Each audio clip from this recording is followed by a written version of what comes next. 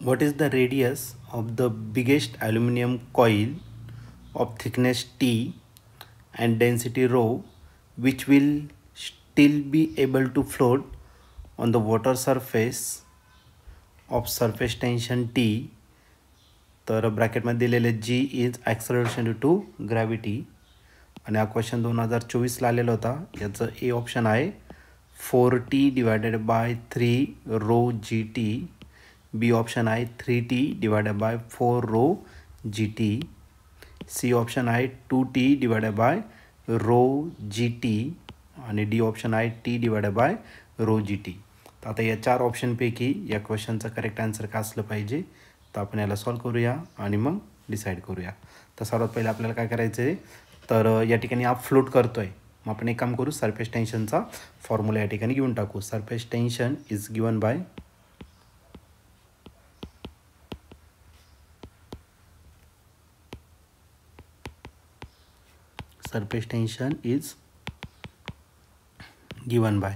Surface टेन्शनचा formula असतो force per unit काय तर लेंथ. ओके, सरफेस टेन्शन आपण टीने रिप्रेझेंट करतो, फोर्स एफने आणि पर युनिट लेंथ. आता काय दिलेलं आहे तुम्हाला, तर या ठिकाणी कॉईल दिलेलं आहे. कॉईल कोणत्या शेपचं असतं, सर्क्युलर कॉईल, आणि त्या सर्कलची जी लेंथ असते ती असते त्याची सर्कम्फरन्स इतकी असते. मग आपण लेंथ किती घेणार, तर 2πr, आणि हा आर आपल्याला काय करायचं आहे, फाइंड करायचं आहे.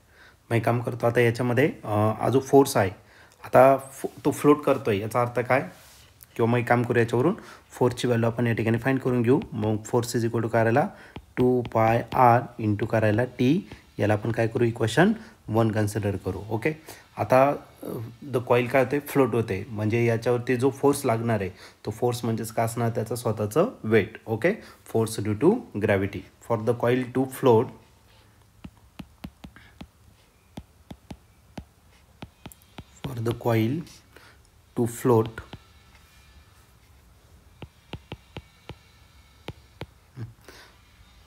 force due to surface tension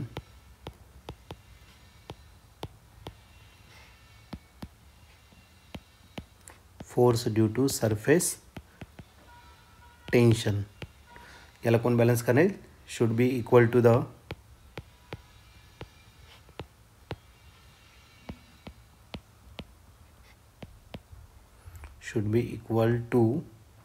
force due to gravity.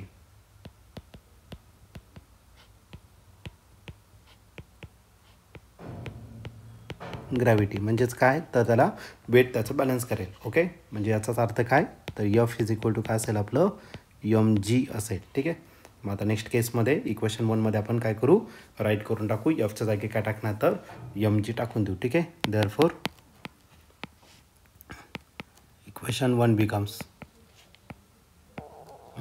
काय भेटेल, इक्वेशन 1, तर एफच्या जागी mg टाकलं, पुढे करायला 2πrt. ओके, आता आपल्याकडे एक फॉर्म्युला आहे, कोणाचा, डेन्सिटीचा फॉर्म्युला, आणि डेन्सिटीचा फॉर्म्युला काय असतो, मास अपॉन व्हॉल्यूम. ओके, मग आपल्याकडे मास भेटेल, आपल्याला मास काय भेटणार आहे, डेन्सिटी इंटू व्हॉल्यूम भेटेल. मग therefore mass is equal to density into volume. मग आता मी हा फॉर्म्युला रिप्लेस करतो, या एमच्या जागी काय टाकणार, डेन्सिटी इंटू व्हॉल्यूम इंटू राहिला जी, आणि राहिला 2πrt. ओके, आता कॉईल दिलेला आहे, कॉईलचा जो व्हॉल्यूम असतो, तर हा व्हॉल्यूम आपण किती घेणार आहे, तर πr²h. एच न देता त्याने त्याची थिकनेस दिलेली आहे, मग तो टी घ्या, आणि पुढे काय राहिला, तर आपलं जी, पुढे राहिला तुमचा 2πrt.